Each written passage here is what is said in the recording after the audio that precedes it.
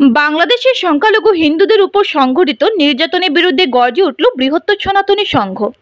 রবিবার দুপুরে কালাইনে বিশাল প্রতিবাদী মিছিল করে হিন্দুদের উপর অত্যাচার, মন্দির সহ বিভিন্ন ধর্মীয় স্থানে হামলার ঘটনার বিরুদ্ধে কার্যত গর্জে ওঠেন হাজার হাজার মানুষ।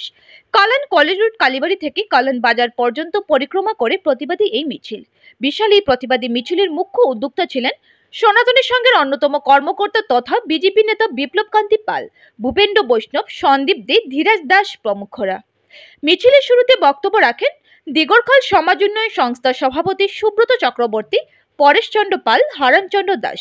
মিছিলের সমাপ্তিতে বক্তব্য রাখেন বিশ্ব হিন্দু পরিষদের কর্মকর্তা পূর্ণচন্দ্র মণ্ডল, জগন্নাথ মন্দিরের প্রধান সেবায়েত মায়াপুর চন্দ্রোদয় দাস প্রমুখ।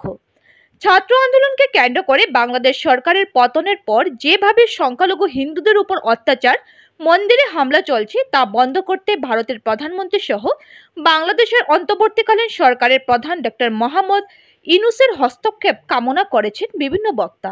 বক্তব্য শোনার আগে চ্যানেলটি সাবস্ক্রাইব করতে ভুলবেন না।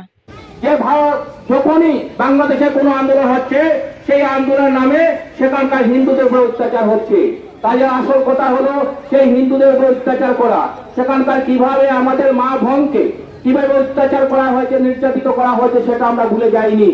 এই আন্দোলনে, ছাত্র আন্দোলনের নামে আমরা দেখেছি যে সমাজের মায়েরা বুর্কা পরিধান করেন, সেই সমাজের ছাত্ররা আজকের মায়েদের কাপড় নিয়ে মুক্ত আকাশে ঘুরে বেড়াচ্ছেন।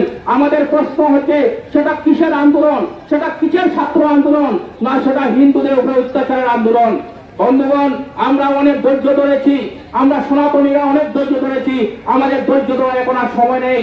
আপনারা মনে রাখতে রাখবেন, সেই জেহাদিরা, সেই ছাত্র আন্দোলনের নামে যারা জেহাদিরা রয়েছেন, তাদের আদর্শ হলো বাংলাদেশ থেকে এখানে হিন্দুদেরকে বিতাড়িত করা।